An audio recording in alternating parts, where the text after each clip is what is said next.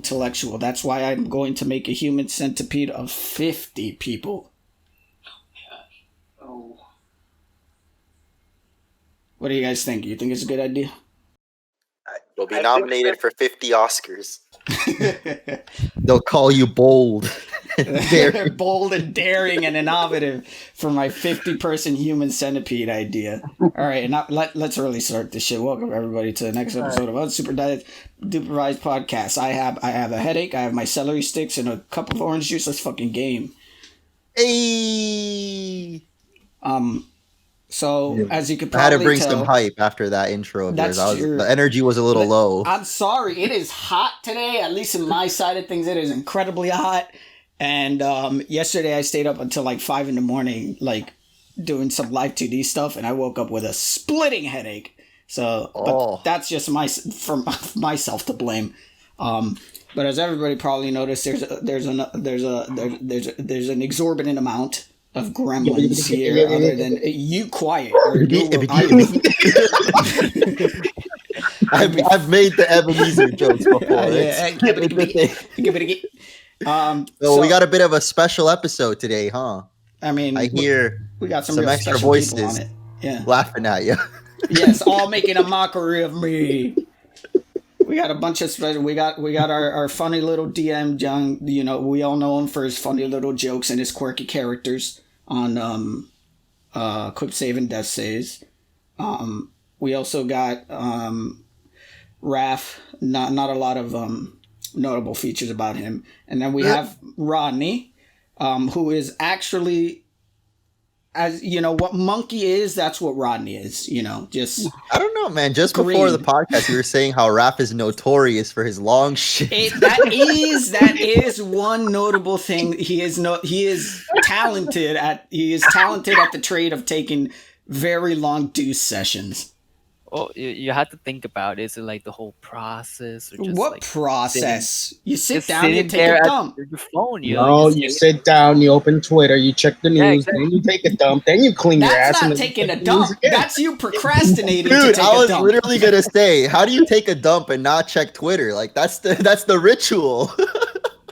I don't know, dude. That sounds like, look, I procrastinate enough in my life. I don't need to delay taking a dump. I don't even like taking a dump in the first place. I'm pretty sure I've spoken about this. When you're comfortable in the toilet, you grab your phone, you check social media, so check Twitter. Place. Yep. Yeah, exactly. I can't say I'm ever comfortable when things falling out of my asshole. I don't consider it a very comfortable process. I don't like. Okay, well, I say everybody should like say who they are just so we can get the voices down for people that don't know. Yeah, it's true. They all really do sound the same, don't they? Well, I mean, if you've seen all the D&D episodes, you'd know, but just in case. Okay, so our DM, John, like I said, very funny guy. He has all the jokes. John, say hello. Hello. Raph. Hello. Rodney. What's up? All right. Is that what you wanted? You're happy now? Yay! I am. Now we can proceed to keep shit talking. Okay. Yeah, quick round out. Yeah. All right, so if you hear a twink talking, that's John. If you hear someone tripping over their own words, that you. Could either be me or Raph.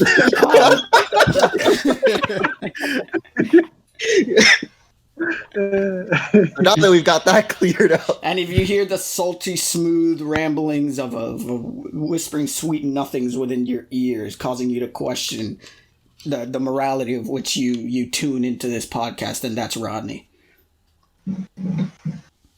Oh shit. That's perfect. It's quite the fitting response. Anyway, so this is like Mr. Munchboy said, this is a special episode of the podcast where we have the full cast and crew, and we're here to talk about whatever the hell we want to talk about, because I don't come through with my promises out of spite. So no, we're just gonna talk about our little process behind everything Dungeon and Dragon. So, John, could you fill us in the entire history, starting from the beginning, and Gary Gygax of what is Dungeons and Dragons? If you're going to reference anything, it has to be in APA format. Go. Please refer to the D&D handbook, page 48. Where are my index cards? I forgot. All right, you fail. Raph, it's your turn. Present. I don't play D&D. All right, you fail. Rodney, it's your turn. Present. In the beginning. I don't like it. All right, everybody There was fails. darkness.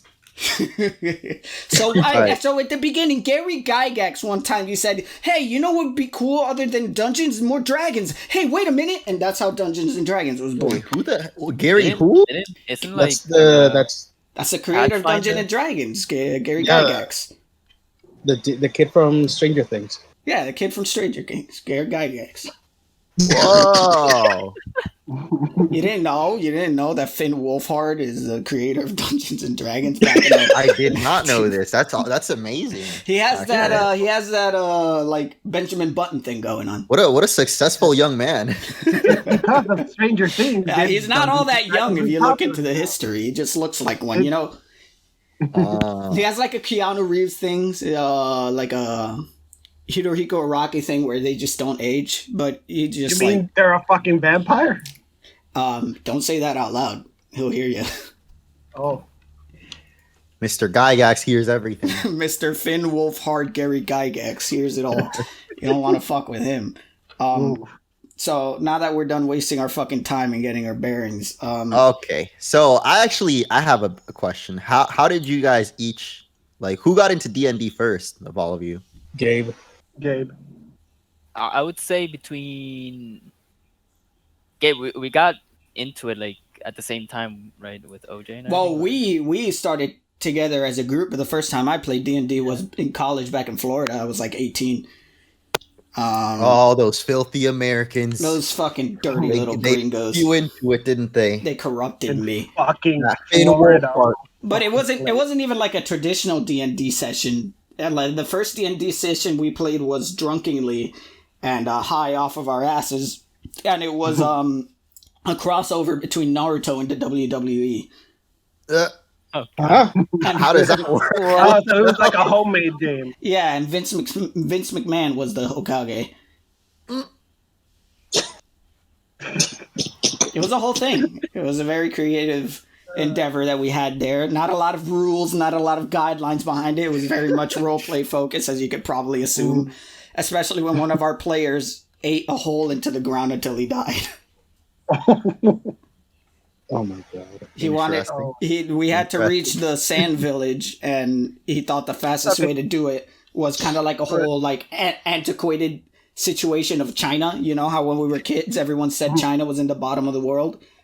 Yeah. So he was just like, to get to the sand village, I have to eat through the world and come out the other Wait, side. that's not true?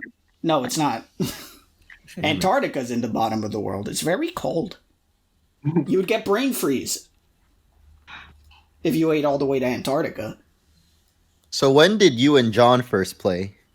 Oh, I mean, like 2019, maybe. Was it 2019 when we had our first Yeah, campaign with OJ? yeah. Okay, so not that long ago. No, then. it wasn't that far back when You've we been first. playing like years and years, like Finn Wolfhard out here. But I've only loaned this little fucking twink for 5 years. You know. Yeah, you've told us about the first time you played with John. Yeah, your whorehouse. That you bought a whorehouse. I didn't buy a whorehouse. I established a prostitution ring conglomerate. He took the tavern and just established it. I am way more high class than that. I created an empire. Okay? I created such an effective empire that OJ had to bullshit his way into destroying it because I was getting too powerful. I wrote a whole contract and everything that I forced him to sign in real life. Yeah, and then you get me shit for writing 3 pages of backstory. It was only 1 page, and it was a contract, okay? I didn't start establishing the not only the geological, but socioeconomic histories of the ancient civilization that I came from, even though we're stuck in hell. You never know. Yeah, okay. Don't give me shit for being fucking bougie and being entrepreneur in nature, all right? I made a lot of money, solved us a lot of problems, and then OJ was just like, I didn't expect this asshole to play me at my own game. Let me just Didn't we make like a brothel / casino? Yes, we made Sort a of thing. brothel / casino. I seduced my way into getting... At the start of the game, I immediately seduced my way into getting free lodging for myself. Not for me and John, just for myself. And by the first session, I already had a boyfriend and 2 girlfriends. And I loved none of them. What did OJ do? Well, OJ... What a fun, sexy time for you. Well, OJ created this whole scenario that one of the minions of the evil dragon just showed up one day and fucking ravaged the town while we were away. Somehow. Wait, were you the DM in that one too, OJ? I mean, wait, not OJ, John? No, John was a player. I got so confused for a second. My bad. John was a player. Yeah, He was, talking OJ. So here. OJ was the DM. Then, OJ was the DM on that one. Okay, it was his first time DMing, so of course he wouldn't foresee that I would use my incredibly high charisma to establish a prostitution empire. Damn, Finn Wolfhard, OJ Simpson himself. Like, what other celebrities have you played OJ with? Wolfhard Gygax was the DM of our first The campaign. Jews. Allegedly. No, not allegedly. Allegedly. I remember the flying. Let's gloss hippo. over that one. Wait, what'd you say, John? I remember the flying hippo that nuked the dragon. Ah, yes, I had a flying hippo. And now we got a flying elephant in our campaign. It's true, but mine was just a dick move because OJ was having a hard time pronouncing hippogriff, so I said, I get a flying hippo, and he said, sure. Oh no! I was ready to prick that whole fucking session, dude. I was ready to, like, he destroyed my part of my brothel empire. I got so pissed that instead of taking it out on the actual character that did it, I wanted to take it out on him. So we had this plan. There was a giant shark, and my plan was to blow it up.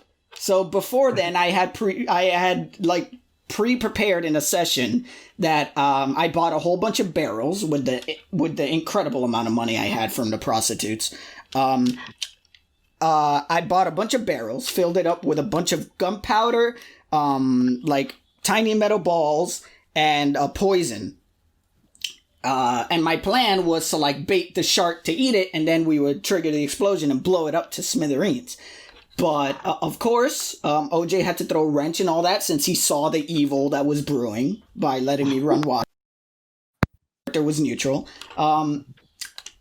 He fucked up my plans, and I said, oh, okay, well, never mind. I guess I'm gonna have to teach somebody here a lesson. So instead of going along with his little plan to create this incredible epic fight filled with vengeance and resentment towards the evil dragon, we instead...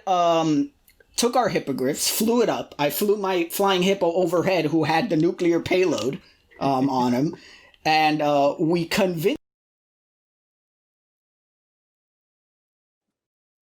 the town on fire as a show of dominance, and distracted him long enough for me to then drop the nuclear payload over his head, teleport out of there, and nuke the dragon in one shot and become heroes of the city. Why aren't we doing shit like this in our campaign? Like, what the hell? Because Jung is a little bit, he can control the chaos a little bit. And also, I'm not playing a chaotic character. I feel like it's all on you for sure. On me? Yeah. Why? What'd I do? Listen, I already got John's name confused. I'm not trying to put anything else on it. And to be fair, he still hasn't given us a hippo. It's true. Plus, well, Perry has an elephant, so I don't know what you guys I was playing an entirely different character. Eris was very much an extension of myself. Volford is a little bit more of an idealistic version of myself if I wasn't such a bastard. Wait, was that just like coming up with it on the fly, or is it like Yes. the homebrew thing that you were telling me about? Well, it was a predetermined campaign, but the bullshit that me and John would come up with was definitely on the fly. Oh, okay. Like, the brothel thing was completely on the fly. That's not in the book.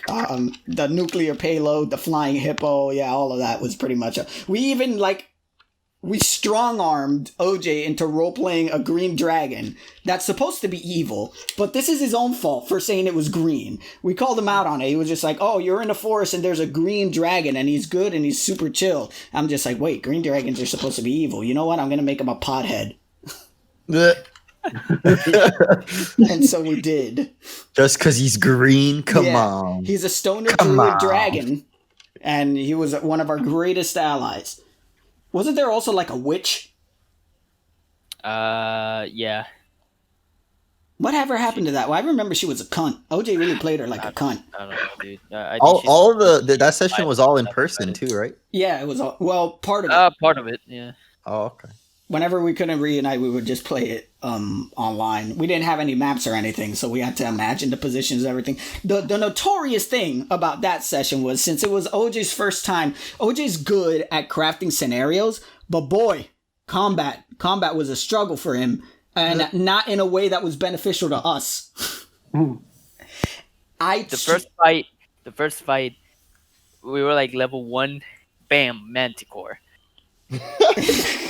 It's like, okay. There was a point where he made us go up against, I think it was like 2 manticores and some orcs. 3 Manticores. Oh, it was dude. 3 manticores. We left the first Manticore live, and then he came back with like 2 more, yeah. And then like Every fight is a climax. we were only level 2 or 3, I think, and it was I just remember the us 2 against Dude. 3 manticores. the Thunderboar as well. That kept knocking you down. And then on top of that, oh yeah, all the fights consisted of me getting in there because I was the only frontliner. If it's between a rogue and a wizard, you know, it's kind of like choosing between a pillow and a glass cup. When it comes to sturdiness, you know. So I was in the front line, and our strategies consisted of, well, we don't have a tank, Gabe, you get over there, and getting hit, revived, while fucking John would do the damage from the back as a wizard. And even later down the line, OJ's brother got in, and he was a ranger, so he couldn't frontline either. So most of the fights consisted of me getting the fucking shit beat out of me, or trying to talk my way out of it. So how would you like? I guess you just imagine everything, or would there be a visualizer of where you are on the board? And It was like later on when we got like into roll 20. Yeah. Okay. So for like the first few sessions, we had to imagine it.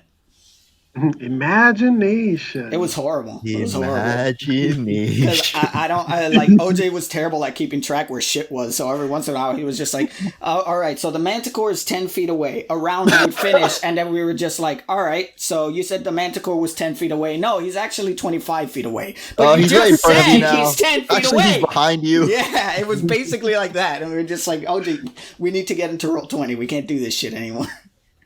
And wasn't it like that time we played D&D in your house that was the first time me and Ronnie played with you? That we almost got our asses kicked in the first encounter? No, actually, we whooped ass in the first encounter. And our But tiny... The big lizards? No, it wasn't even against the big lizards. The first encounter was a bunch of goblins outside of the city No, wall. it was a bunch Oh, of okay. bolts or whatever, dude. Like, Yeah, and the fucking Tisha went into fucking psycho mode and fucking blew all their heads up, even though she was like a tiny gnome. Yeah. Like, I don't know. I think you remember it a bit differently because I was like fucking Yamcha posed for most of that, basically. But that was after. That was when the Drakes came out. That was after we entered the city. That was it. Where you were getting your shit rocked because you were the barbarian and you had to front line by yourself. Yeah. It was, that first session was very much a lot of trial and error in that situation. There was a lot of things that fucking happened. Oh, and the other thing that he would do, since he didn't realize how monster stats work, so basically, I don't know if you've seen a monster's stat board, Munch. There's like, it's kind of like the same when we level up and we could choose how we distribute our HP, whether we roll it or we choose the base stat that the instructions give us, which for like, for example, for you, for a monk, it's like 5 plus your constitution modifier, right? Or you roll a die. So that the same thing goes for monsters when they attack and when they have HP. You could either roll for the attack or take the base provided attack plus whatever modifiers they have that the rulebook says, right? He was rolling. Right. He was rolling for HP and attacks and adding the base stats that the book gave you. So he was essentially doubling the challenge Everything rating. was on God mode. Yes, everything was on fucking God mode since we were level 1. And somehow we made it out alive. And it wasn't until like maybe the 3rd session that we realized what he was doing. We were just like, how the fuck does this CR3 Manticore have 700 HP, OJ? Well. So and would why you did say, you throw 3 of them at us? When you played, you guys played in person too, right? Like all of you that first session. Yeah. Would you say it's more fun in person, or like I guess there's like benefit or good things about both, right? There's good things about both, but if you have to ask my preference, in person all the way. Okay. In What about you person, guys? definitely. I would say in person as well, because you just joke around. You see other people's expressions. You can get into it with the whole role playing and stuff. If someone does something stupid, you can smack a bitch. Yeah.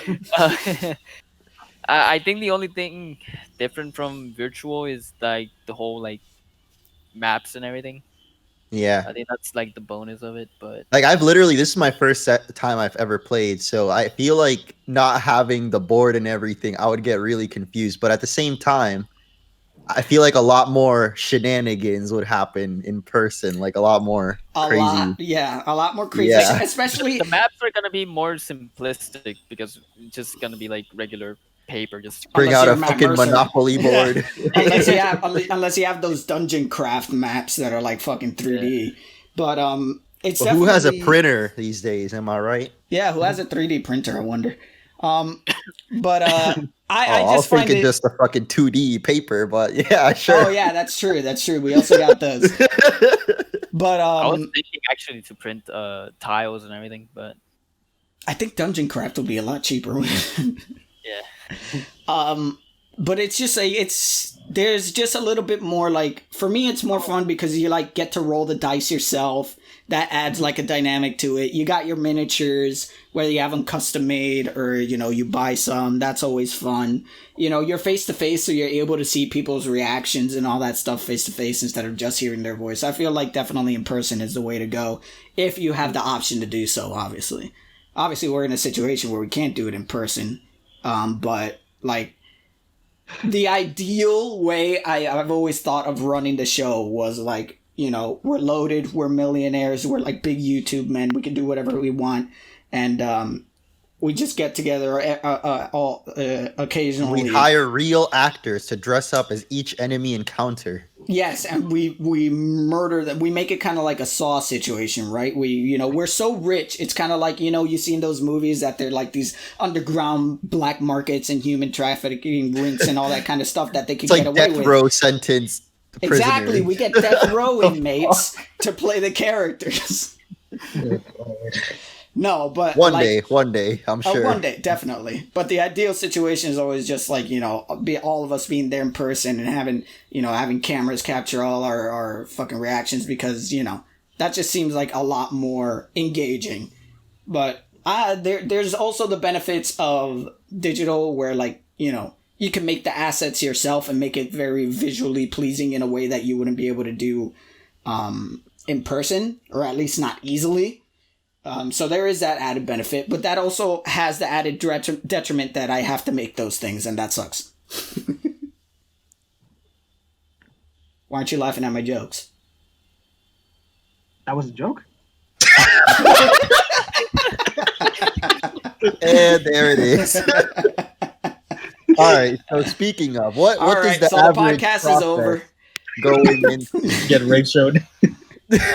Why don't you see? We just don't have the context, Gabe. Like, we can't just laugh at your blood, sweat, and tears if we don't know what's going on. Oh, you guys do that plenty already. We don't need to record it live in the podcast, all right? Listen, all right, this process, we need to, let's sit down, I'm doing the whole thing like the stepdad. I'm pulling the chair and I'm sitting on it backwards. I'm going to level with you guys here, all right? And I'm going to level with all the little subs. I like the show. I like the show. I like D&D. Very fun. In fact, we're going to record a session tonight. But I gotta say, there are some times where I'm in fucking Premiere with my slow-ass computer, and I think to myself, fuck, this sucks. Because, and you know what? It's my own fault. Why? Because I'm a hyperfixative little asshole who can never keep anything simple, and I always have to go the extra mile, and I'm just like, yeah, I could get away with the bare minimum. But that's pussy shit. Let me make so this is it harder for essentially myself. you're already in the like 5-hour session, and then you have to edit it, which takes probably like twice the time. Oh boy. And then my computer on top of it has the occasional bout of just like, and it takes forever to do one action. So like probably double that time. It usually takes me a couple of days to edit down one episode. Because the whole process is I have to do, let's start from the beginning. I have to do the recap for each episode. That doesn't take too long. I bust out a really quick script in like a minute or two. I record it. I do all the process to like, edit the audio. I put it in. But then to do that, I have to take the old episode, find the relevant clips to what I'm saying, cut it up together, sync it with the audio, sync it with the music so that it could fit the length of the recap, right? The intro is already pre-made. That was its own monster to do, but that's already done. At this point, I just drag and drop it in. Then I have to put in the episode. And then on top of that, to do just the intro, like, where everything slides in, I have to do the layer that's the map, and then the two side things. I have to animate them coming in, and then I have to animate all the icons coming in. Boom, that's the intro, right? Now, where shit gets complicated is combat. Because every time a combat scenario has to come out, I dread it. I dread it like if it's like the end of my life coming, like if it's a train, like if I'm tied down on the rails and a train's coming and I have 5 seconds to get out of the way. Because I have to pay attention to every enemy that's on the map. And then I have these preset animations depending on what position the enemy is, where they're going to slide in. And I have a preset animation for each like position. And then I have a preset animation for each different enemy that gets hit depending on the position they're in. And then I have a preset animation for the type of damage that's done, whether it's melee damage or magic damage, and that has its own sound that correlates to it that I have to adjust in position. And then every time I do it, because Premiere has this weird thing that the animation is only associated, like the movements, when you made it. So for example, if I make this clip that's only like 5 frames long, and I animate that, and I make a preset out of that. If I apply it to a preset that's 10 frames long, the animation will still only last 5 frames long. So I have to go into that 10 frame long clip and adjust it to be a 10 frame long animation. So even though I have presets, Premiere doesn't let me make it easy. And on and on and on, and that's a whole bunch of other stuff that I have to do. And that's not including all the new assets and new drawings or whatever I decide to include with each concurrent arc. And that's every episode. And then plus, like you said, some of them are 4 fucking hours long. So I can see why you started this with a freaking headache, man. I think I'm getting one now too. It is, yeah. Very tedious work. It is very tedious work, but we appreciate you for it. You know what, man? That sounds that's pretty great. I know that's the best we can give you right now. I know. We're too far away to get for me to receive any kind of sloppy toppy from the boys, but your appreciation will do for now. Jesus Christ. Yes, that's Christ, indeed. Well, Christ isn't with me when I edit those episodes. I say, we talk about maybe a little something that'll brighten us up regarding the D&D, which I'm really curious about for each of you, is how we came up with our characters. Oh boy. And I guess Ronnie, John is first. the DM, so me. Yeah, you first. Oh, You've been okay. talking too little on this podcast. Remember, we described you have the sweet, sexy, sultry voice of a fucking vixen. Go. What? Hello? No pressure then. But yeah, when we first started. When we first started the whole thing with the D&D stuff, the first time we all played, like me, Raph, you, T-Chai, everybody, I wanted to try Barbarian because it was the easiest thing in my opinion. At the time, I thought it was really easy. we're playing now, and I'm seeing the stuff Raph is doing. Is Raph a barbarian? No, he's a fighter. No, he's a fighter. Yeah. Oh, okay. Barbarian is pretty easy.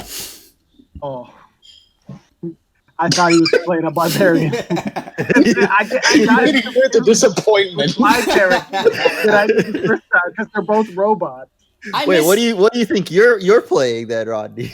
No. That's a valid question considering last session when he fucking realized that he's been fucking nerfing himself to the ground. I will never forget. Jesus, but like I wanted to try out like wizard because I thought, oh, wizards, cool spells and stuff. Like I wanted to do something a bit more complicated than barbarian. A bit. Then I realized, oh, there's a lot of stuff to learn. And then like we're like the last like couple of sessions, you were like, wait, Rodney, why don't you have fireball? I'm like, I haven't found it yet. They're like, you don't have to find it. We'll leave it for when the episode comes out so people can really have the same level of aneurysm that we had in that session. Okay. But it was essentially to describe it in the least spoiler way. It's like imagine you're driving a stick shift car. Like your friend is driving a stick shift car and you realize that the entire time that he's been taking you on this 1 hour trip, he's never shifted the gear past first. Oh. So this 1 hour trip could have probably been reduced to like 20 minutes. All because he didn't read the instructions that came with driving a stick shift. I don't know if cars come with instructions. I'm liking these analogies today. The glass pillows. I drive an automatic. I'm very good. I'm very good with analogies, as you could probably. I don't know anything about cars. I'm just going along. Okay, I guess I'm alone on this one. Imagine, if you will, you got a stick shift, right? Hypothetically.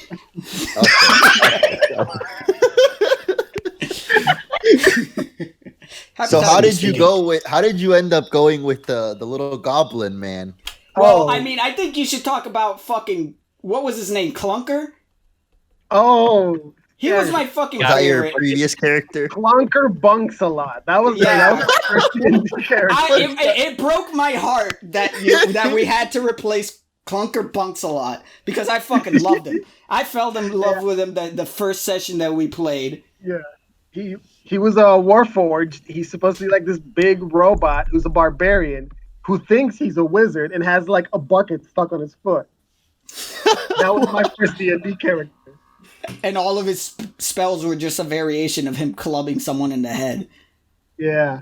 So he would say fireball, he would just light his club on fire and whack you in the head with it. It was the fucking greatest. He was so funny. And every other character, for some reason, just decided to pretend just decided to go along with my character's delusions. Because they were afraid of you.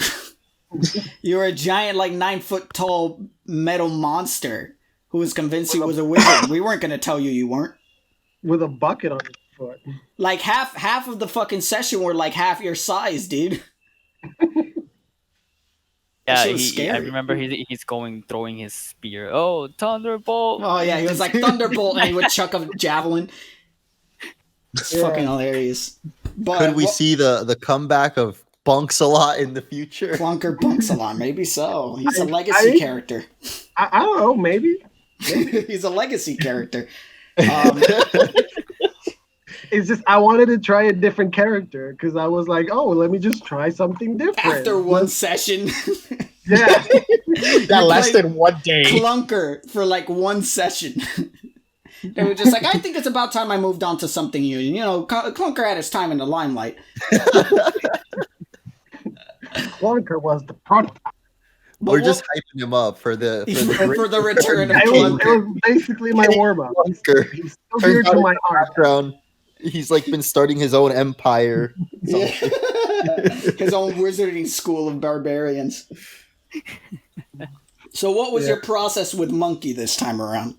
Well, since we got into D&D and stuff, you showed me a Critical Role. I did do that. A really popular like Dungeons and Dragons show with like celebrities and stuff. And then I saw the character that's a goblin. Not Not that one. And then like I just thought the idea of just playing as this like just green little shit, just messing with people. Yes, and then that's true. I was like, oh, what do I like? Wizards. So then I made like a goblin wizard. A green little shit that messes with people. Instead, you became a green little shit that messes with yourself. You screw no one over more than you screw yourself. Yeah. I hope you realize that. Like, I know. Yeah, no, but like basically I came up with like the character and stuff like that, just based on what I had seen first. and the then backstory, where'd that come from? the backstory, yeah. So the backstory stuff is that my character, Monkey, which was a name that we worked for like a couple of days between me and Gabe. And it was like, what about Monkey? And I was like, all right, Monkey. It is. It took days of theory crafting to come up. I was like, they're making up names and stuff that sounded like goblins and like goblin names. And then he just because he saw like a couple of monkey memes, he was like, Monkey. How about Yeah. use Monkey? That was when the return to monkey meme was at its height. So I just said, Yeah. what about monkey? And we just spell it weird. It was just like, that's genius. and the name stuck. So the monkey's whole backstory is that he wants to gain immortality because he grew up in a fucked up village where everybody died in very stupid ways. So he didn't Village want to hidden die in in a shit. very tragic and stupid way because goblins have really bad luck. It's a good story. What about the design? What was your process behind the design? Because I gotta speak honestly. Monkey, out of all the characters, and I'm sorry I'm picking favorites here, but out of all of the characters, Monkey's my favorite to draw. Mm-hmm. I just think his design is really fucking fun. So I have to think, well, what were the processes you behind, essentially making the D&D version of the Green Goblin? No, but basically when you told me, oh, we're gonna have another session, so I was like, all right, let me try wizard. We did the whole thing. I was like, I want to be a goblin because I saw not in the Critical Role stuff, and I thought, oh, that a goblin would be fun to play. And then we went through the whole process. I had to check like wizard clothing stuff for Dungeons and Dragons. Then I thought, well, what would like a swamp goblin wear? And then I thought about like the face painting and stuff. So I had to look for references. So I basically did work, and I barely do much with it in the actual game.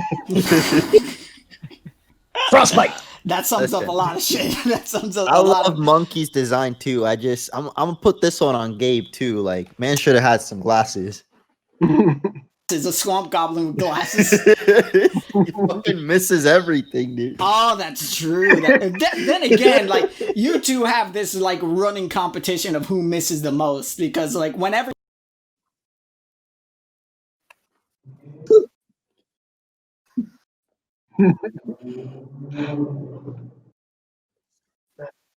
Green Goblin, who wants to go next? Who wants to present to the class next? Who's confident in their presentational skills? Raph, you're next. Oh fuck. I don't know what the fuck you want to know. Want to know? We want wanna to know about your know. character. I want to know about the extendo cock. Well, that's what he wants to know about. Which I don't know what more there is to tell. Like, as far as that goes, it was just like one day he had cock on the mind and he made a extendo cock. And also, I like to imagine when it sips back inside, it does the little metallic. Well, that's not how That you was- described it the first time. All right, I don't know if you remember the first time, but the first time you described it, I will quote you. You went, and it was one of the most atrocious things I had to listen to over and over again while I was editing.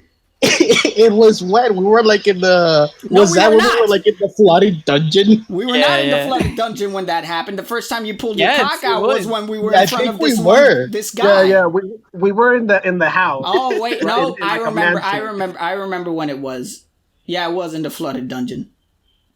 Then Oh, yeah, it was- the next time was with Dross. Yeah, But I that know. wasn't- I that wasn't the remember when first I whipped time my you cock were out. described- down there, man. That you know, wasn't it the was first time you post-use. described retracting it. The first time, because when we were in the dungeon, you said you hadn't put it away until we came back up, so it was dragging along the floor, making an sound.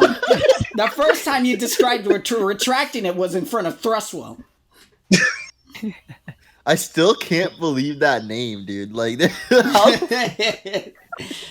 The writers had a good time with that one. But you can't come to me and say like, what do you want to know? When you made me bust my ass helping you design that metal piece of shit. Well, it's kind of like the same He with said Monkey, he- where like the idea of my previous character kind of like influenced the second one a bit. Well, I remember let's add a little pretense. Raph is an art history major, so I'll get to that. I'll get he to gets that. a hard on for anything that's just old, dusty, and useless. Okay, so in the first one, remember when I wanted to be like a tiefling, but I didn't want like be like your normal tiefling with like horns and whatever. Yeah, so Like you I made him a needed freak. fucking tentacles for hair and frog eyes. Yeah. Yeah, but that was me like merging two shits that I wanted. And this time I was like, I want to look like a minotaur, but I don't like the stats in the fucking minotaurs. So I just went with the Warforge and I asked these dudes, hey, can I, put horns and shit and make it kind of look like a fucking minotaur? And I made the little use I can of my art history degree. And I just took everything from like ancient Mesopotamia and like the Fertile Crescent and just smashed it into that stupid character. How many pages was it? The whole like. Okay. You asked me for like, I wrote like 3 pages of backstory. Oh no, but it just means the design. The fucking Yeah. concept art was like 8 pages. The concept art. Yeah, those were like. This is the thing with Raph. Listen, and I don't like to curb his enthusiasm because I think this is very important for creative thought. It's very important to like know what you want, jot down all the details and all that stuff. But that's very important when you're working on like some kind of fucking film project. I'm over here just tell me just like a very basic template of what you want. He's over here giving me 8 pages, giving me like a million references, talking about the significance of why these symbols work this way. And I'm like, Raph, you want a metal cow? That's all I needed to know. Hey man, you're talking about how one day we're gonna make it big. When we have to sell the film rights, this is gonna make the process much easier. Sell the film rights. We're gonna make this film ourselves.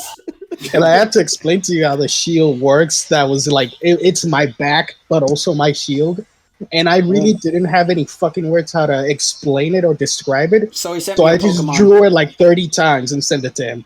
This is it from each angle. It was fucking a whole other thing.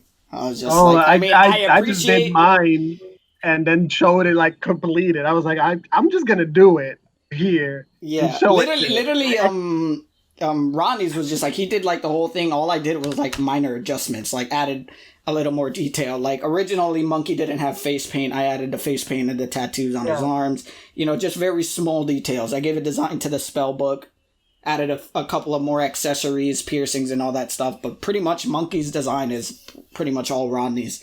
Same with like Rav's. His was just a little bit more like it was a little harder to tell from your design that he was based off a Minotaur. He just looked like Arbiter with a gladiator helmet. And I had to do a whole bunch of designs when it came to the face because he was just like, I don't want him exactly to look like a cow. And I'm just like, then what's the point of him being a Minotaur? And then, so I did like a little bit like kind of like a faceplate that looks kind of like a Minotaur. And it was just like, okay, that's good to go. And I think yours was the one that took me the longest, to be entirely honest. If it makes you feel better, I did feel kind of bad because at the same time I was like, before you told us that you wanted all the drawings to have like a consistent art style, I was like, I could draw it myself. My tablet is completely fucked. I can't draw anything digitally.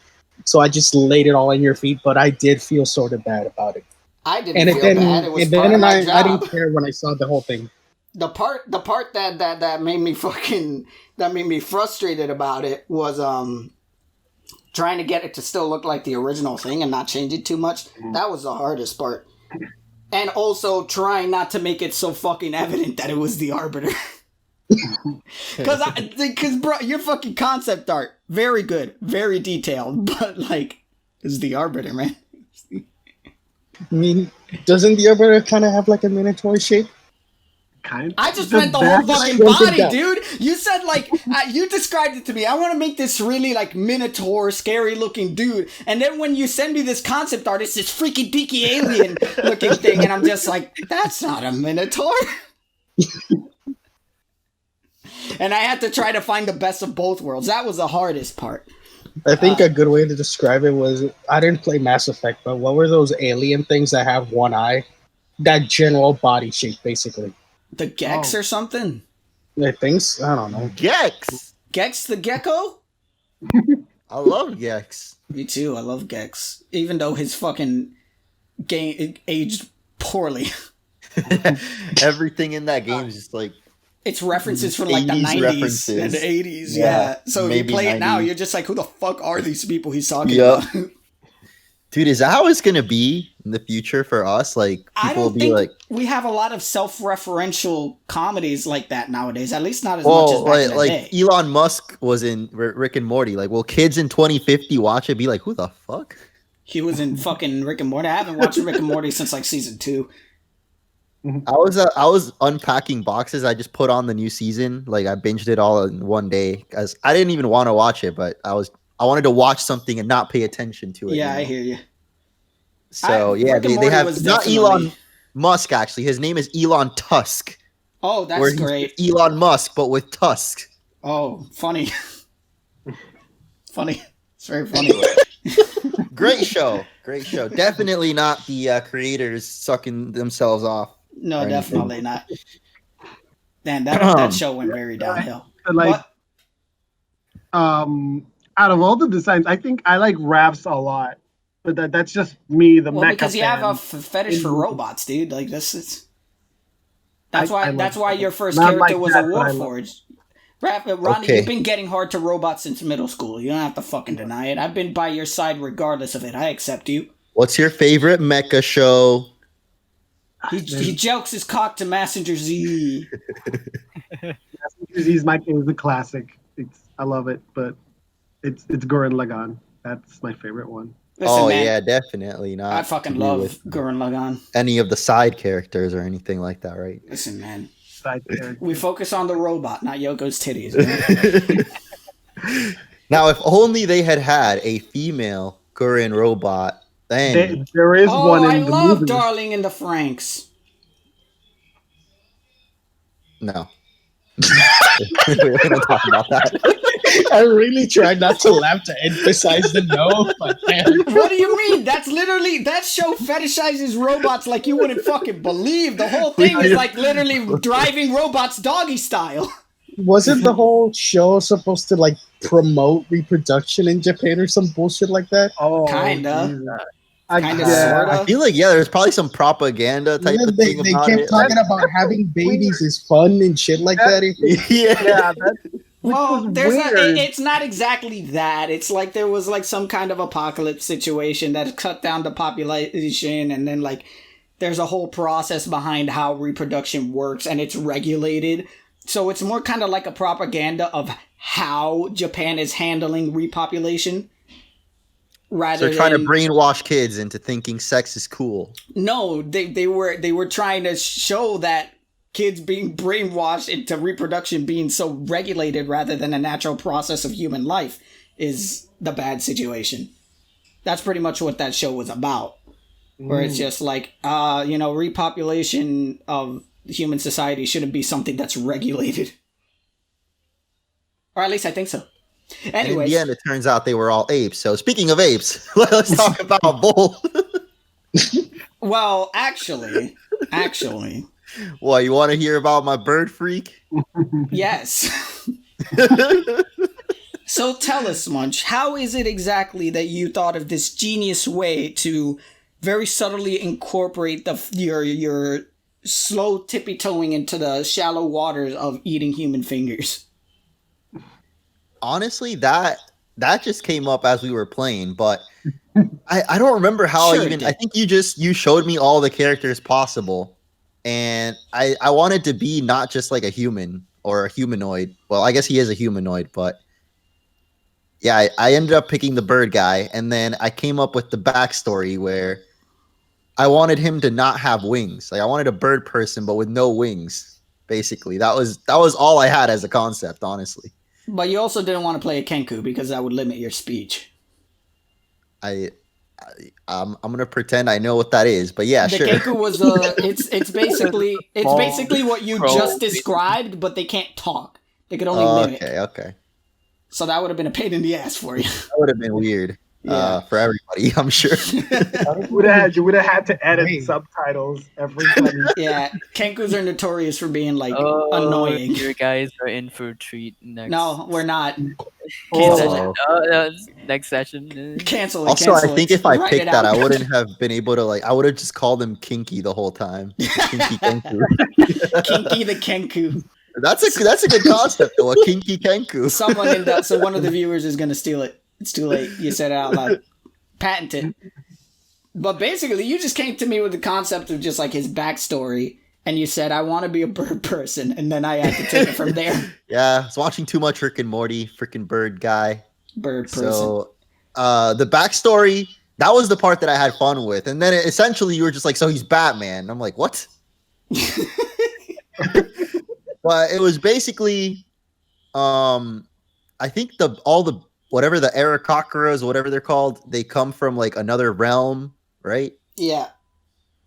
So I like that idea, but I wanted him to also have the stereotypical RPG amnesia trope.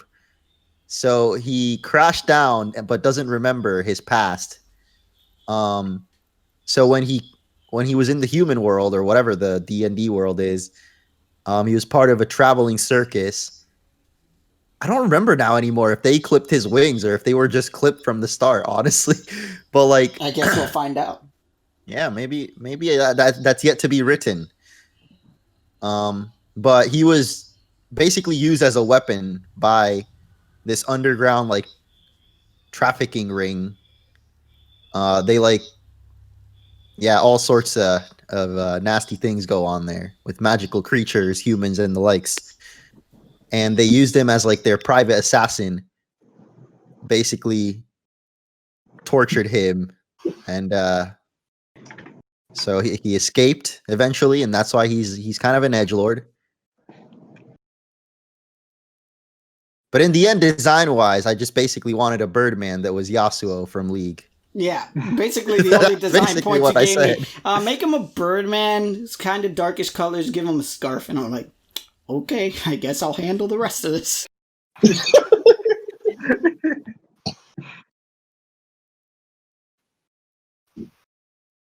Optimistic and although monotone, cheerful guy. So when you told me this incredibly dark backstory, I was just like, what are you hiding in there? What's in that little mind? What's in that little I guess like I'm not,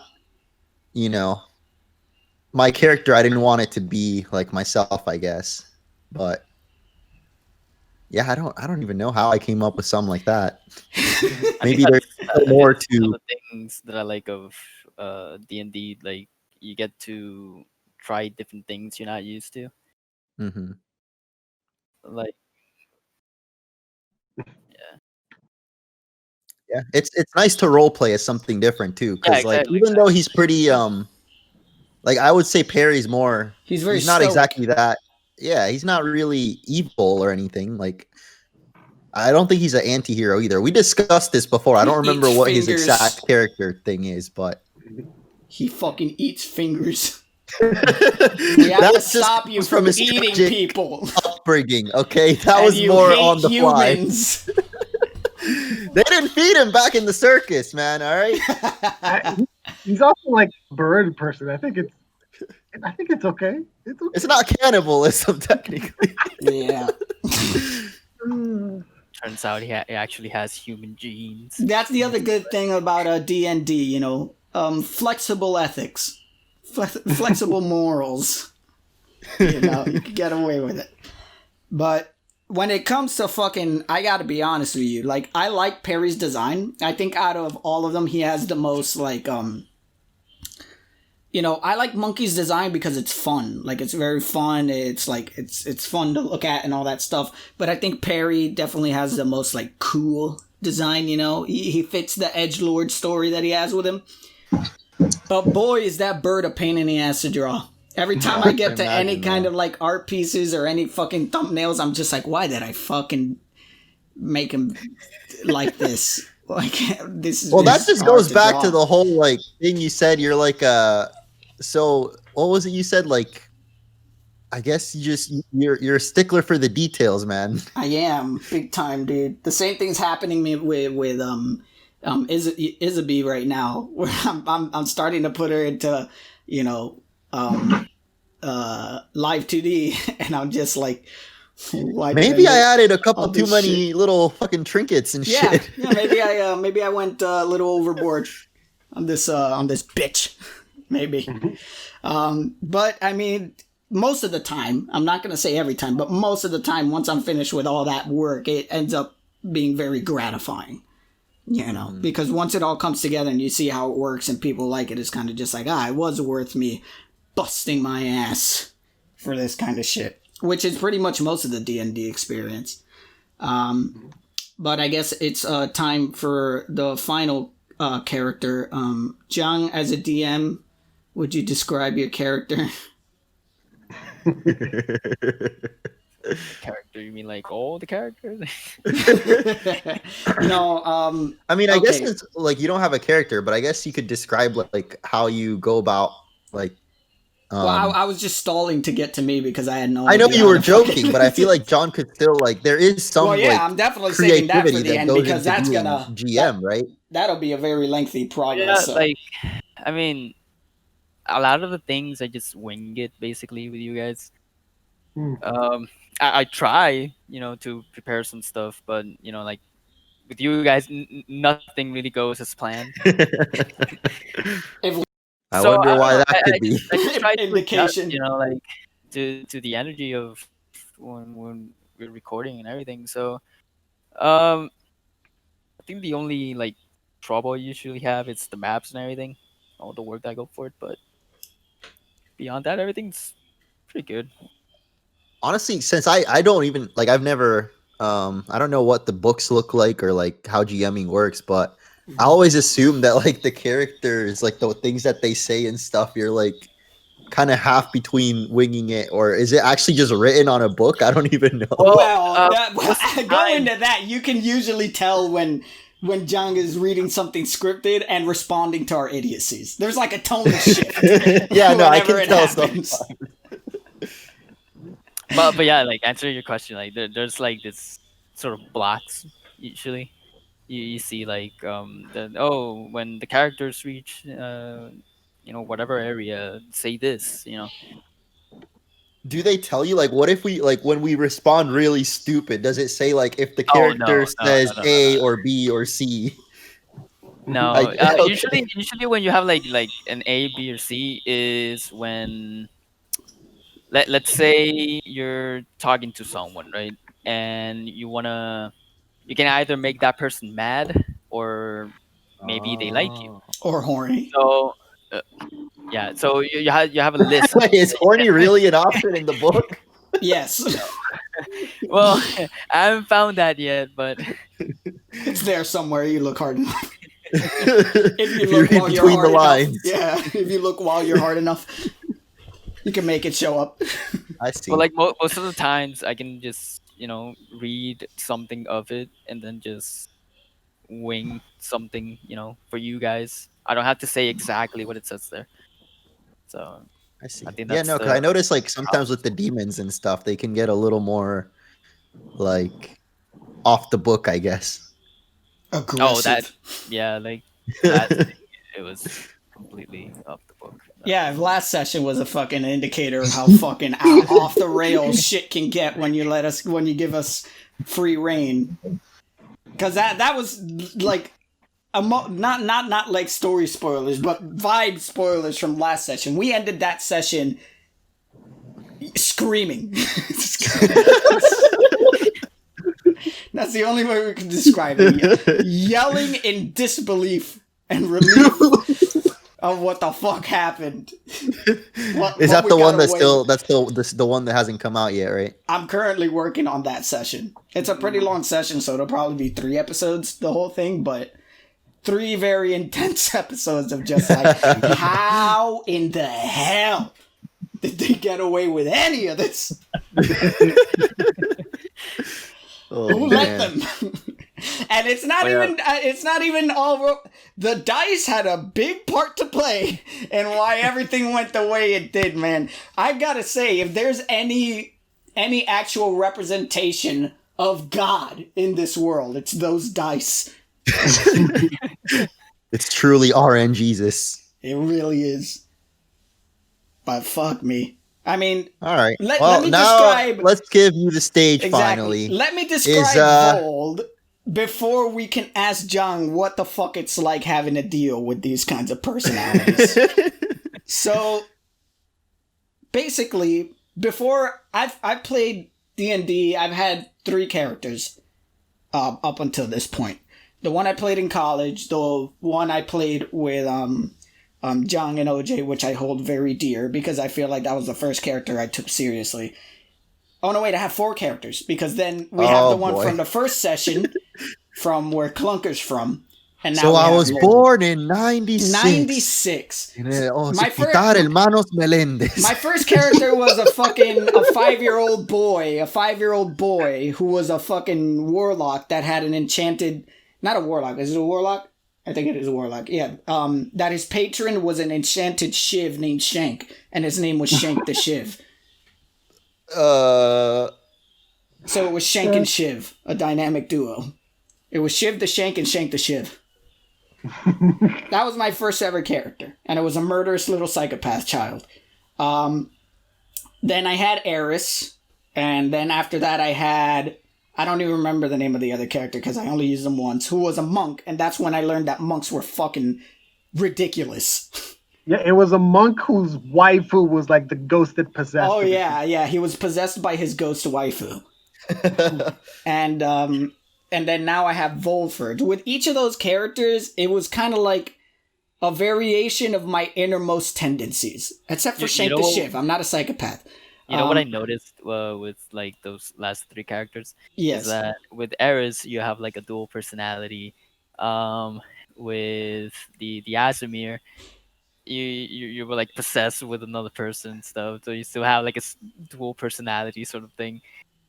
And now with this one, you kind of have the same. You're calling me out here, man. You're trying to say something. You're trying to come to conclusions. No, it's not recycling content. It's a part of Gabe himself. He's got a bit of a dual. I'm a fucking Gemini. Get over it. You're a Gemini, exactly. Listen, man. The reason, and I'm going to level with you. You're right. There is a common theme within my characters because I'd like to think that as much as you separate your characters from yourself, there's always, no matter what, there's going to be a little bit of you in your characters, no matter what. So the me that I usually take into all my characters, whether it's consciously or subconsciously, is, in my life, I've always considered that there's always been like two sides of Gabe. The side of Gabe that's just like whatever, regular Gabe, and then the other side of Gabe where it's just like, what does Gabe want? And so that's like a kind of thing I play in my characters where like I've never been able to say whether I'm one way or the other way, whether I'm chaotic or whether I'm neutral or whether I'm good. So I usually use that dynamic to separate like that ideal of just like having 2 versions of myself that I find ideal, but obviously I can't play as one character. And that was the same thing that went into Vold. Vold is this very, like, he's very chill, relaxed kind of guy, but, at his heart, he's a very, like, altruistic. He always tries to go the right path, always tries to find the right way to do things, while also not being a stuck-up little shit. But obviously, everybody has their dark side, and sometimes even the best of people don't like to put up with shit, and they could get angry, and they could get pissed, and they could do, morally questionable thing, and that's where the possession side of thing comes out, where it's just like, oh, that's like that side of the character projecting himself as this external force that's within him. And that was kind of like the design process towards his personality. And when it came to his backstory, there's a lot of stuff that I haven't revealed yet, which is very evident, but essentially he comes from not as far back as Raf's, but a different like city that's out in the outskirts. Barely anyone knows about it. And one day got attacked by like demons and all that stuff. That's where the whole possession thing happened. He was able to fight it back, and in order to keep his city from more danger, he left. Like he, exiled himself. So he could find answers, figure out what's going on, why everything happened. That's as far as I could say for now. And design-wise, I like Vikings. I like big beards. And I like big fuck-off axes. And that's where the design came from. He was just a big, tall guy. Tan skin, because I like tan skin. Big beard, because I like big beards. And I said, how could I make a Viking that's not really? So that's where the design came off of. And for a while, a lot of people thought I was making some Egyptian dude. Because of the symbols and all that stuff. And the very sun-oriented ideology. But now it's very much Viking-oriented. But, like, his culture isn't exactly, Viking-like in origin. And that answers your question on why I'm not talking with a Scandinavian accent, Evan. It's definitely not because I can't do one. Oh, no, he's totally Australian, right? Yeah. I don't fucking know, dude. I don't even take the accent seriously. I have so many people who are just like, is he British? Is he Australian? What is he? I'm just like, I don't fucking know. He's Cockney, dude. He's just whatever I want him to sound like in the moment. Accent. That's I'm not fucking voice acting for a role over here. I'm just fucking doing what I want. Yeah, you're winging it. Exactly. But that was like my design behind Vold, where it's just like, it's kind of like this very chilled, laid back dude with a heart of gold. He just wants to be the hero. He wants to make sure that nobody else goes through what he had to go through, and that's where he's finding answers. But obviously he has a little bit of a dark side that might take some figuring out from the other players. And that's where Vold comes from. That's Vold for everybody. So he has a massive cock.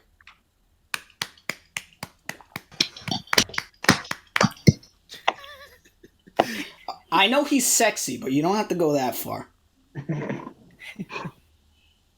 So, would you say Volt is the easiest one? Not just because it's your character, but like design-wise. It's definitely not easy for you guys to pronounce. That's for sure. I make up a different name every time, man. I don't even know. Dude, I just go like Volkswagen. That's how I. Bolt from the little dog movie, Bolt. I mean, you say Volt. Raph gets it right most of the time. Rodney most of the time doesn't even try. Hey, don't There's so many times Bolt during this session where Ronnie just says Gabe, and I'm just like, who? I have trouble pronouncing the name. Yeah, donkey brains. Volksford. Volksford. Okay. He just called me fart. He bullied me. That said, you fucking house in Harry Potter. The Bolts fart. The Bolts farts. What were you saying before I creatively interrupted you? Oh, whether he was the easiest for me to design? Visually, yeah. Visually, he took me the less time because Eris was like this weird shape-shifting succubus creature. The second monk character whose name I really forgot. Do you remember his name, Jen? I don't. Dude, I don't remember mine either. All I know is an Asimir monk. It was like an ASMR monk, and I wanted to play an ASMR again since I didn't get to do it in that session, so that's why I made Vold an ASMR. But ASMR D&D session? Yes, we had an ASMR D&D session, and my ASMR was an anime girl. The actual character was easy to design since he was a monk. I gave him like very basic monk garbs and all that stuff, but I technically had to design two characters because like his waifu would manifest whenever he would attack, so that was a little bit more complicated. Yeah. But Vold was definitely easier, especially since like I'm very used to drawing like armored characters, so I just gave him a bunch of armor. The axe was the hardest thing to design because I wanted an interesting and unique design, but at the same time, as soon as Gabe thinks interesting and unique, it immediately transforms into a bit overcomplicated. And, but when it came like design-wise visually, he was definitely the easiest to design. But this one is definitely the one with the most intricate backstory that I've ever made. The other ones had relatively simple backstories. This one is definitely just like, I'm going to make something interesting just in case John wants to do something with it, you know. Does it actually link to like the Baldur and the Avernus thing that we're doing, or who knows? Who knows? I'm very concerned because y'all have like these very tragic, epic, like long backstories, and my character's like I just don't want Don't to. worry about me. Everybody I needs have some comic something planned relief. for you. Uh-oh. Don't worry about it. Sounds The like comic Monkey's relief? fucking dead. Monkey's fucking dies. Oh. My fear with fucking this. Here's the thing. Ronnie's just like, oh, everybody has these really complicated backstories, and mine's so simple. That's worse because that just lets the DM do whatever the fuck he wants. Oh. He's gonna turn you into the fucking villain by the end. You'll see. Oh no. Oh, interesting. I mean, I like that there's like a balance between all our characters. Like, not everybody's got to be an edgelord, Exactly. you know? Not everybody has to have an overly complex story. Some can be very overarching narratives, and some could just be very personal, like Monkeys. And all of them have a potential for just very good story.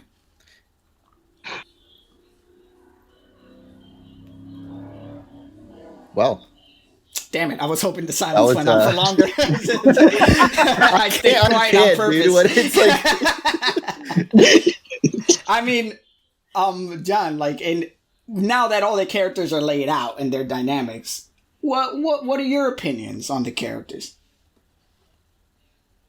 I think one of my favorites is Gabe's, actually. I win again. I think it's All right. because of the reason because all of you guys, the one who usually interacts more is Gabe. Then goes Perry and the other two. 2-0 for Gabe. I'm being an asshole. Which I don't mind. It's fine. It's like whatever. I do mine. My throat gets dry. I usually have to get like 3 cups of water for one session. Well, sometimes, like, I get that I feel like well, I guess not really that much experienced, but at least for me, I don't know when or what, like, exactly you can draw out of a character. So a lot of times I don't even know what to ask or say. Yeah. But, like, you fucking just keep going, bro. Like, it's not just... Sometimes I take it a little overboard. Sometimes I'm just like, I need your address, your social security, your zip code. There are times where we like where it feels like your character kind of drives the plot, and I get sucked in, and you keep talking. I'm like, this is getting interesting. It's just this. It really has nothing to do with trying to. I'm going to be very honest. It has nothing to do with either trying to progress the story too much or putting my character in the limelight. It's because I'm paranoid. And I'm going to explain to you why I'm paranoid. The first DM I ever played with, the one in college, was a bastard. But in a good way. Not in a bastard like he was bad to play with. No. He would take advantage of anybody's obliviousness or lack of interjection very, very aggressively. If you didn't make sure you had all the information, he would capitalize on that shit to screw you for not asking the right questions. So I'm traumatized. That's why I'm always just like, well, hold up. Why are you doing this? When did this happen? Why did this happen? Because I'm always afraid of missing that crucial bit of information that gets us all screwed, which kind of happened a little bit in the last session. And that's why I'm always like, you explain like you don't know what's relevant to asking characters or what to get out of characters. For me, it's literally anything goes. Whatever information I can get that I feel like I need to know, that's what I ask. And I just do it in a way that my character would. I would say, like, I've slowly learned my character. I guess just me playing D&D, it's like what's the saying? The simplest answer is usually the right one. Yeah. That's me, basically. But that in itself creates an interesting fucking dynamic. That's why, I don't see a problem with like characters being played differently or interjecting in different ways because, I might ask a whole bunch of questions, but, my thought process is completely different from someone else. So I might ask 1,000 questions and they're all the right ones, but you ask that one question that ends up being the right one because of your way of thinking, Yeah. So it's not always like that too. Like the thing with the bridge, the lava bridge, like somehow we were all thinking it, but no one said it. No one did it. Exactly. No one did it. And I didn't want to say anything because I have this inherent fear of feeling like I'm telling people how to play their character, which happens to me a lot with Monkey. Literally, every time I give any recommendation to Ronnie, I'm just like, just shut the fuck up and let him do his thing. Because it makes me feel like I'm playing his character for him. But there is also the other side of Ronnie where he doesn't read his fucking character sheet. So you kind of have to tell him what to do because he has no fucking clue. I didn't know I could put spells. I didn't know I could put whatever spell I had. I did read the description of the wizards, just that I completely missed out the fact that you could you didn't have to just find the He spell. thought this was some Skyrim fucking dragon shout thing. There was a lot of times where you would find me like, oh, is there a library? Is there like a place here and there? It wasn't just for my backstories because I thought I needed to scavenge to find shit to use. That wizard would be the worst fucking class to play because your powers would depend entirely on what the DM allows you to have. Yeah, that's kind of like my mentality when we were playing it, and then you were like, "You don't have to do that." I'm like, "Oh fuck!" And as soon as he realized he could do fireball, he immediately incinerated the first person he got in contact with. Shit was poetic. It's just crazy, man. Fireball. But Just took a little warming up to. So when you did that bridge example where I was the entire fight from the start, I was just like, push him into the fucking lava. It's right there. Someone do it. Someone. And when Raph finally said it, I was just like, hallelujah. I actually was overthinking it. Like, I thought they were like demons, so the lava's not going to do shit. Exactly. But... I was following when you said that. You think, okay, yeah, that's exactly what I thought. They're demons. We're in hell. Why would they live in a place with lava if they're going to die from lava? It's like throwing us in a bucket of water. Yeah, but you have to understand D&D logic. Resistances come with, like, threat scaling, you know. Usually minions aren't going to be resistant to a lot of things. Now, if it was, like, some demon lord or some really high-ranked demon, then I'd be like, yeah, nothing's going to fucking happen if we push them in lava. But, you know, they were, like, basic little demon scouts, so at that point it's just like, just toss them in there and let's get this over with.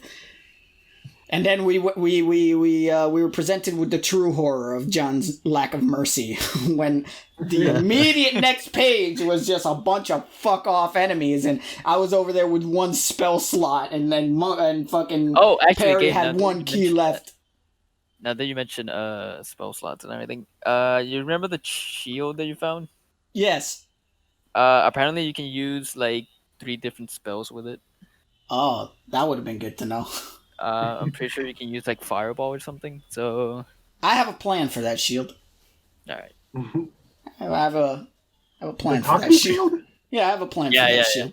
Apparently, he can use certain spells with it, and basically you have like 3 charges, and it resets every day. So yeah, the one. I gotta say, consistently, the one character that throws me for the loop, at the very least. I appreciate your appreciation of my character, John, but the one character that always throws me for the fucking loop is fucking Dust. I can't get a beat on Dust. When fucking Raph described this character and his backstory, I was just like, oh, this is gonna be very much like the stoic, straight-laced, straight man of the group. And I cannot think of the biggest buffoon in our party than this fucking robot. Who I'm just starting to be convinced was probably the first draft of the robots of his kind because he's a dumbass.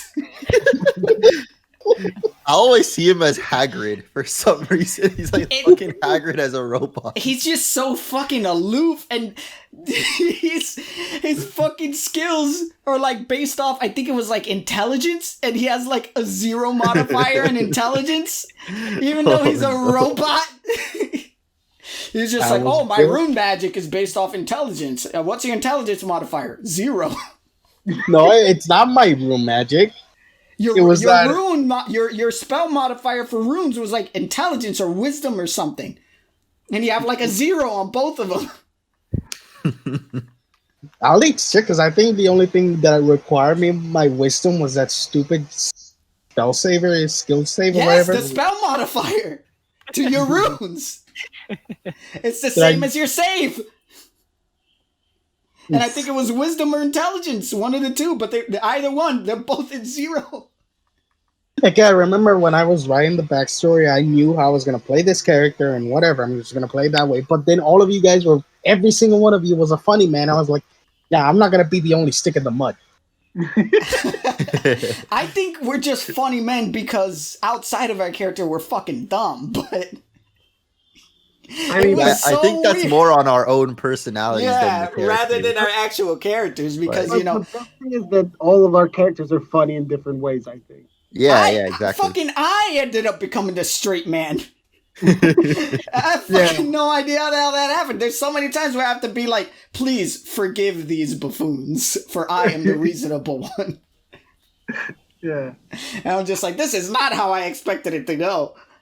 And then Monkey's over there is a fucking fidgety little mess of a person stumbling over his own fucking feet. I'm just like, no wonder he wants to become immortal. Like, the dice are playing along the side of his backstory so well. Of just being the clumsy goblin who could die at any second because of his own fucking misbehavior. Bad luck, man. I'm not good with dice. Shit, incredible bad fucking luck, dude. Like almost 3 The straight worst, episodes of some just would like say. not hitting anything. Nothing, man. So sad. Even on your fucking spell save throws with like frostbite, you were getting like 1 to 2 damage at most. Oh boy, I felt so bad. At first I was pissed, and then afterwards I was just like, man, I feel bad. That's some rough luck. Hitherto unheard of, dude. And then last session happened, and you came in clutch in so many fucking situations. It was like the redemption of what was the joke we made that we had like a shonen time skip? That was exciting. He trained the his training eyes. arc. Yep, the training arc and everything. The only time I get to let loose with my buffoonery was with Rhea, and everybody hated her. Well, the viewers loved her. Y'all hated her. And I think John hated her the most, because I kept using her a little bit too effectively. But that's your own fault, motherfucker. You're the one who didn't want to control her. You're the one who didn't want to control her. You fucking... I hope you learned your lesson. She carried us through, like, before we went to hell, she carried us through everything. She still has higher stats than us now, dude. What the fuck? I think only now I reached her, like, hit points. Like, her level of hit points. Only now at, like, level 5. She's gonna be like the final boss, brainwash or whatever. Oh my god, I'm dreading. I heard Jan snicker. Oh no! I have no idea what the fuck is gonna happen, man. There's so many. I know like a surface level of what happens in Descent into Avernus. Not a lot of stuff through details. And I gotta say, I'm not looking forward. Not looking forward to that shit. I don't know a And single even thing. then, the other things that I add and whatever. Yes, that's the other part. That whole last encounter we had last session was completely out of the books, and it almost fucked us. The only thing that got us out of that situation were the dice. Oh man, when people see that shit. Oh, that was scary, dude. That was a scary situation. But we'll see where that fucking puts us tonight. We can fucking go on and on and on about this, but you know, when it comes to the more, how do you say, production-based situation of this stuff, so I mean, COVID has been such a fuck about this stuff, and just like, you know, a whole bunch of circumstances, university, work, the move to where The like, universe. the universe itself, these sessions, like, if people are in any way curious of how we do this stuff, we have to go to like Roll20. We all get together in this call, and we have to record it. Sometimes we do like our short sessions are usually like an hour and a half. If we ever do short sessions, rarely we do them. Our longest sessions can be anywhere from like 4 hours and 30 minutes. And you know, this is like relevant to why the last session was short. It's very hard to like split those into separate episodes, because obviously I'm not going to upload a 4 hour and a half video, you know. That's more justified for like a stream, you know, like a stream VOD. I understand that, but streaming would be a whole different kind of monster. I don't even know how I would get the UI to work while we're streaming. I probably wouldn't be able to. Nah, they would definitely be more just straight up. Yeah, it would be definitely more basic if we stream it. But which would save you some headache. It would save me an incredible amount of headache, which, don't get me wrong, I've considered, but I considered it by the time we were like in episode 4, and I was just like, I've already established a certain look and feel to this that I feel to like downgrading it by streaming it and then uploading it as a VOD wouldn't do it as much justice. You know, I already put myself in these shoes. I'm going to have to walk in them. The only way I could ever justify us streaming it is if we either decide in the future to either do webcams or God knows if we ever get together and do a series like that where we're just all together Critical Role style. But the other reason I can't just upload our sessions as they are, there's a lot of dead air in those sessions. You guys have no idea. I don't know if you guys notice after the fact when you watch the episodes, but like things move a lot faster. And that's because there's a lot. I have to spend a lot of time. You know, I have to watch through the whole thing and not only adjust all the edits like I explained at the start, I have to cut out all the parts where there's just like dead air, where it's Rodney figuring out what the fuck his spell does and what he's going to do next. Or sometimes where like John has to look in the manual to figure something out. Telling me about that the other day. Like, no wonder you guys take so long. You like y'all keep missing and everything. And I'm like, yo, because you don't know the things that happen in between. You know? I feel like the dice in Roll20 are just fucked, dude. There was so many times where I'm just like, you know what? I'm just going to grab my fucking dice from the table and roll that. Because this is getting ridiculous. But, we just roll our own dice. We're like, hey, what you got? A 20. Yep, nat 20. Exactly. Nat 20. Bro, that last episode when I got the fucking 3 nat 20s in a row, that was ridiculous. But no, I have to cut a lot of fucking dead air to make that shit go faster. So obviously that kind of like skews the lengths of certain segments, and that's why last episode was so short. Plus, I like to cut it in parts that are like interesting, whether it either ends at the end of an encounter or at a cliffhanger. So you know, that's another reason why. And like, you know, for you guys, there's different scheduling stuff. Sometimes, you know, there have been times where I considered like doing episodes where like there have been times where either Rodney can't show or John can't show or Munch can't show. And I've considered doing the thing that they do sometimes in Critical Role where they just keep going without the character and make some kind of excuse of why they're not there, or just the DM controls them. But that seems like a lot of work for John. But there's also sometimes where I'm just saying like, well, fuck, I do a lot of work too. Fuck John. But I also just like prefer having everyone there. You know, I don't like the idea of making anyone feel left out.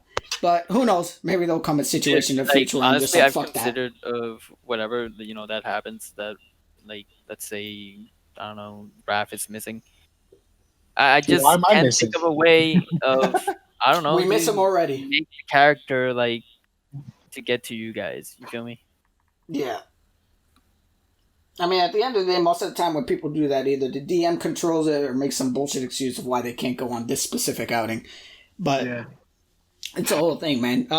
You know, it's very easy when it all comes together, man. But this is a project that we put a lot of work into. So I'm gonna need all of the little subs to shamelessly promote this on every single platform they could find.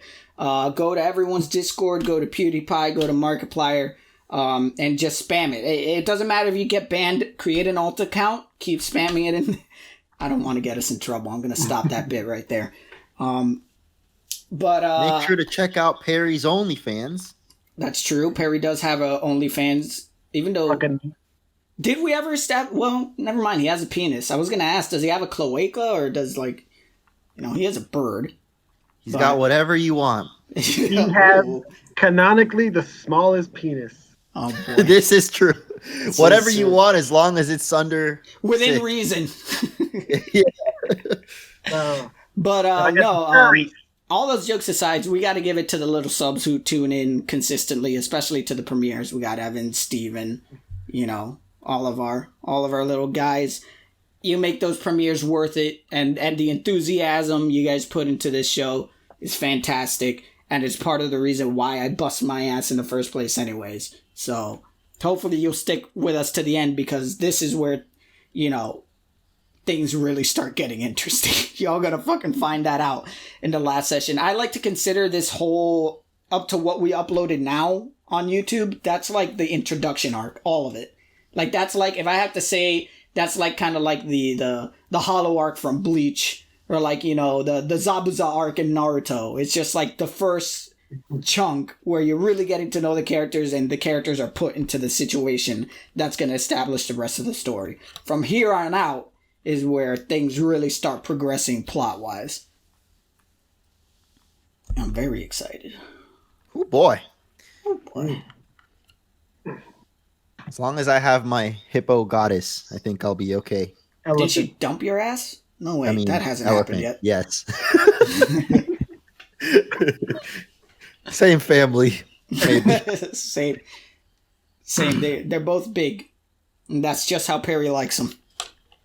Chunky. Hell yeah. Well, I mean, we've been going for a fucking hour and a half. I'm sweating my balls off. I need to shower. Any little last inclusions from our little cast members over here? My name. Okay, that was great. I think it'd be better if we could see his freaking profile picture on Discord. Oh my god. Oh my god. Well, thank you everybody for coming in and tuning in to this Super Dupervised podcast. Thanks for our little cast members for showing up and speaking their minds about our process with Dungeons and Dragons. Okay, bye.